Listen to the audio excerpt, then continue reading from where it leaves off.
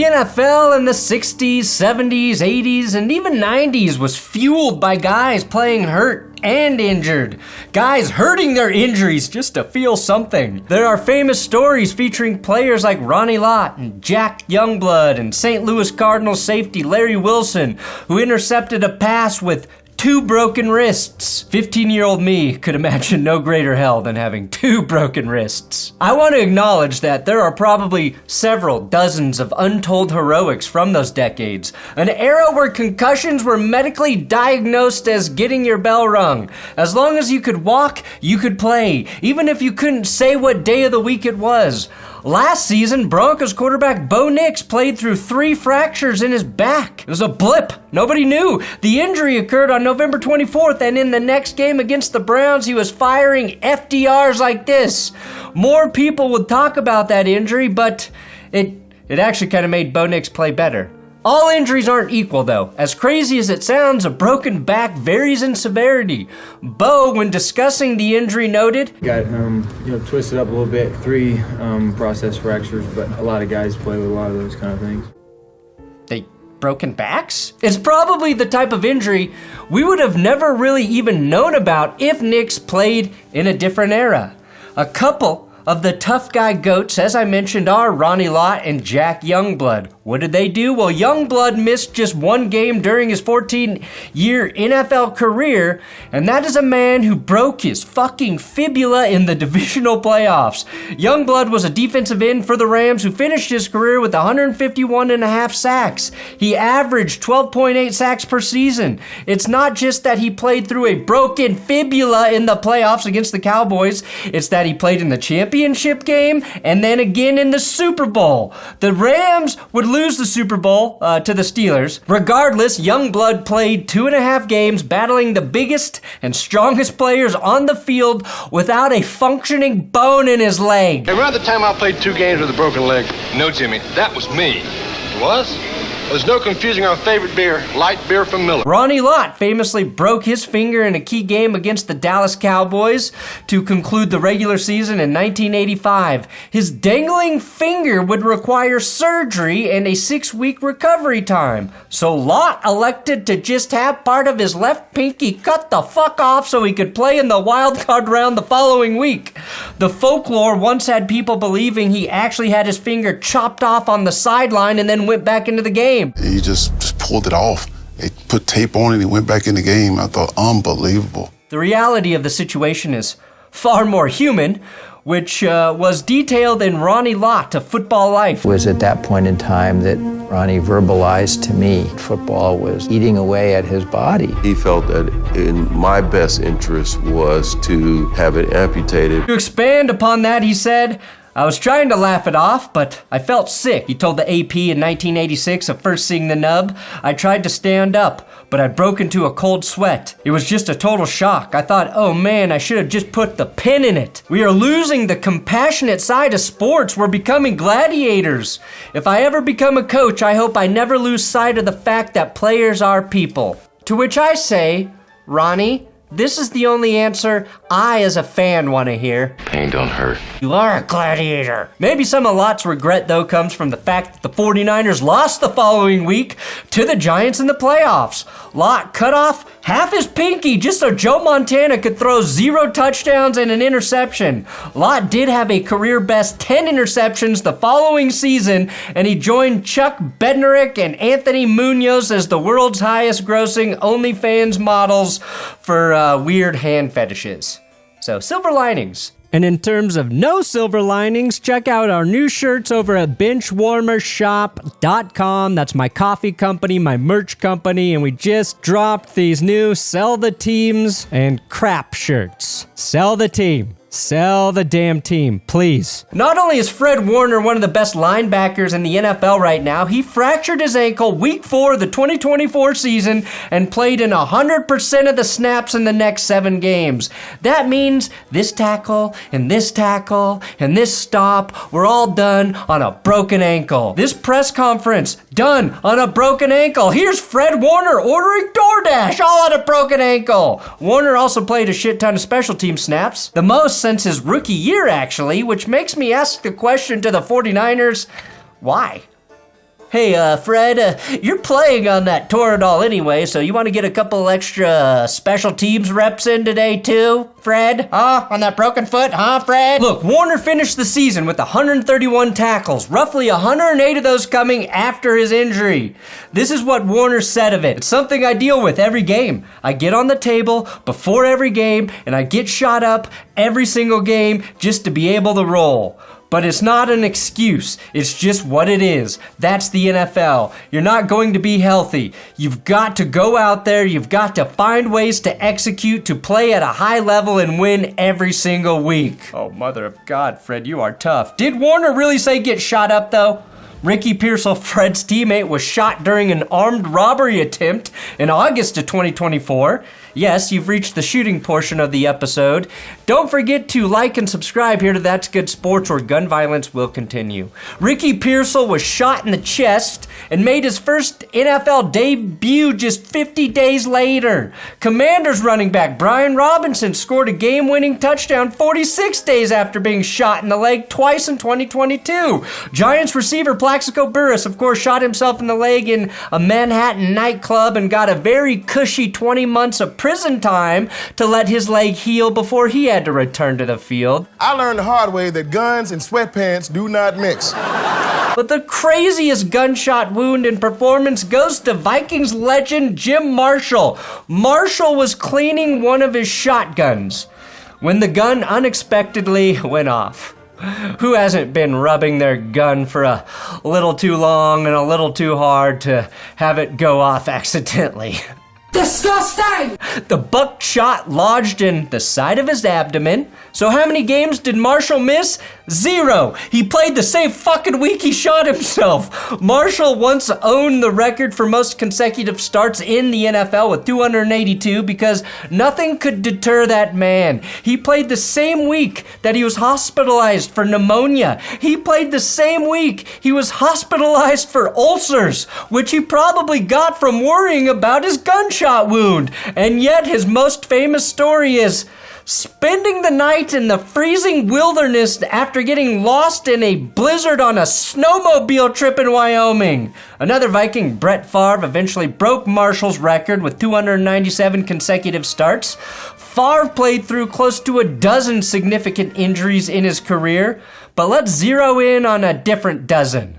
A baker's dozen. Baker Mayfield's 2021 season is probably one of the most underappreciated injury performances ever, especially when you consider how the Browns treated him after that year. Statistically speaking, 2021 was Baker Mayfield's worst year as a pro through his first 4 seasons. 17 touchdowns and 13 interceptions, 3,010 passing yards. We all watched the guy who set the rookie record for passing TDs struggle. What we didn't know about Baker Mayfield and his shoulder injury at the time was how bad it really was. And none of us really gave a shit because it wasn't his throwing shoulder, right? But listen to Baker break it down. About this year, you had... Well, so I tore my labrum full front, like basically 90% in the back. That was week 2. 4 weeks later, we were playing the Cardinals, and I dislocated my shoulder again. But I dislocated it so bad and at a different angle that the bone, it forced its way out, and I fractured the bone. I had no function in my left shoulder. You only need one good shoulder to throw, right? Who cares what's wrong with the other one? If you can't lift your fucking arm, your entire throwing motion is gonna be screwed. A torn labrum and a broken bone in his shoulder disrupted his mechanics, which you can see if you compare that season post-injury to previous years and to his time now with the Bucs. He injured his shoulder initially in week 2 of the season against the Texans. And like a true competitor, he injured it trying to make a tackle after throwing an interception. We've gotten to a point in time, though, where we reflect on why Baker was let go by the Browns. We just simply say, yeah, he was banged up in 2021 and didn't play that well. And that completely glazes over what Baker actually did that season. Was it smart of him? No. He gave the Browns a reason to go get Deshaun Watson. Ultimately, it worked out for Baker, because he's a dog, but playing an entire season in pain only to watch the team you brought back from the dead use that against you is one of the most fucked up moves in NFL history. Now, during the 2024 season, Broncos linebacker Alex Singleton tore his ACL. ACL tears happen to dozens of players every year. The rehab time is 9 months to a full year, or as Philip Rivers calls it, enough time to have a baby and get pregnant with another one. Do it all off your wife's cycle, and also therefore you can together either really try to have a child or really not. When a normal person tears their ACL, they typically fall to the ground, writhing in pain, and have to be helped off the field. Many times, they are carted off the field. What you almost never, ever see them do is keep playing. What did Alex Singleton do? He tore his ACL and he played for the rest of the game. Alex didn't tear his ACL in the fourth quarter, or the third quarter, or even the second quarter. He tore that shit on the 8th play of the game. A play that was an interception for the Broncos defense. He finished the game with 10 combined tackles, all while the most important ligament in an athlete's knee for stability was shredded like Tillamook. This tackle on Rachaad White, no ACL. There are actually assholes out there who try and use this play of Bucky Irving juking Singleton to try and showcase that Alex Singleton has a weakness as a tackler, that he's not good. Imagine trying to tackle the best rookie running back in the NFL in the open field without your fucking ACL. That's like trying to not crash your car while the steering wheel's missing. 57 snaps played, 49 without an ACL. Kind of poetic considering his jersey number is 49. The most famous ACL game, though, that belongs to Philip Rivers. I referenced the splooge slinging sailor earlier.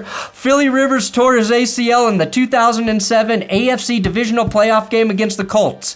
If you want to talk about bad luck, Rivers tore his ACL and his meniscus right around the time he was receiving this compliment. Oh, Philip Rivers, you are growing into a big-time quarterback. I don't know the exact moment Rivers tore his ACL, but moments after that soundbite, he went down awkwardly while throwing a screen pass to Darren Sproles that was housed. Rivers' knee was already injured, hence the giant brace he had on it. He left for the locker room between the third and fourth quarter after he and the Chargers took the lead, but he didn't return, and Billy Volek batted cleanup for the playoff win. But the legend was born the following week when Philip Rivers started and played with a torn ACL and meniscus against Tom Brady and the New England fucking Patriots. Did Philip Rivers play well? No, he completed 51% of his passes through 2 picks to 0 TDs. Facing a Belichick defense with one knee is an ill-advised move and remains one of the big oversights when we talk about the luck Tom Brady had during his career. Rivers actually had more passing yards than Tom Brady in that game, 211 to 209, and Tom threw 3 interceptions. 3 picks in a playoff game, including 1 in the end zone, and Tom still got the win. A year earlier, they had the same kind of luck. The Patriots' postseason luck should be studied, okay? Anyway, Rivers was a bad fucking dude playing with that torn ACL and meniscus. He didn't miss a single game the following season either, even though he didn't have his ACL surgery until after the championship game. He was back on the field in 8 months. Even for a quarterback, that is pushing the limits. Unless, of course, you're John Elway, who played his entire career without an ACL. But you probably already know that, right? Super Bowl 50, and the Broncos featured one of the most impressive injury performances nobody ever talks about. And that goes to Panthers linebacker Thomas Davis, who played in that game with a broken arm. Davis recounted the story on Bleacher Report's Untold Stories. NFC Championship game, the second quarter, go to make a tackle against the tight end. His knee caught my arm, and my arm lost that battle. I broke my arm. A linebacker, obviously, uses his arm to tackle. So playing with a broken one is extraordinary. Davis shattered his arm in the NFC Championship game against the Arizona Cardinals while trying to tackle tight end Darren Fells. As you'd expect, he played with a big-ass cast, on his broken arm in Super Bowl 50. He had 7 combined tackles and played 60 snaps. The Broncos ended up winning that game 24-10. Here's what's crazy though. Less than 10 hours after the NFC Championship game concluded, Davis was under anesthesia having his broken arm surgically repaired. Yes, it was bad enough it required surgery. This was the fucking scar on his arm from the surgery. That's an entire forearm, not a soccer country using child labor to craft a poorly stitched football. That photo was taken after the Super Bowl, so roughly 2 weeks post-op. He had a metal plate surgically implanted in his right forearm with 11 screws to repair the break. And that's probably not the most impressive injury he's overcome. Thomas Davis is one of the biggest badasses to ever play the game. He tore his ACL in his knee in 2009. No, he did not play with the torn ACL, but he tore that same ACL again in 2010. And yes, the same ACL torn again in 2011. 3 straight years, and that mother licker played 9 more seasons following that third ACL tear. The late, great Sam Mills would be proud as Thomas Davis embodies the spirit to keep pounding. Like Thomas Davis, Terrell Owens saved his injury performance to lose in the Super Bowl. Owens' injury is a bit different because he broke his leg and tore a ligament 7 weeks before the big game. T.O. tore up his leg in Week 14 against the Cowboys in 2004. His injury required surgery, and the Eagles defeated the Vikings and the Falcons in the playoffs to advance to the Super Bowl without T.O. on the field. 7 weeks to recover it's actually excessive for today's list, but Owens was not medically cleared to play in the Super Bowl. And as T.O. mentioned after the game, nobody on the team knew he was going to play through the injury other than himself. Terrell Owens be playing in Jacksonville in Super Bowl 39. Well, I have a feeling he will. All right. So even his own personal injury report loved him some him. He was warned that if he did play and was hit the wrong way, his career could be over. Instead, T.O. shocked everyone, playing in 62 of 72 offensive snaps, catching 9 passes for 122 yards. And that's what makes T.O.'s performance so special, the actual production on the field. The Eagles lost that Super Bowl to the Patriots 24-21, a game in which Patriots linebacker Mike Vrabel had more receiving TDs than T.O. But even an injured T.O. still had the strength to annoy his quarterback on the sideline. Thank God his vocal cord wasn't damaged. And yes, Tom Brady the beneficiary twice on this list, playing against injured stars. Sticking with the Eagles, quarterback Donovan McNabb once played through a broken ankle/broken fibula. His fibula broke by the ankle, somewhere in there. Anyway, in November of 2002, Donovan McNabb injured his leg on the 3rd play of the game against the Cardinals. Following the game, McNabb would miss the next 6 weeks, but valiantly returned for the playoffs and led Philly to a win against the Falcons. What's wildly impressive about McNabb's performance is that he played really well despite breaking his fibula in 3 places on the 3rd play of the game.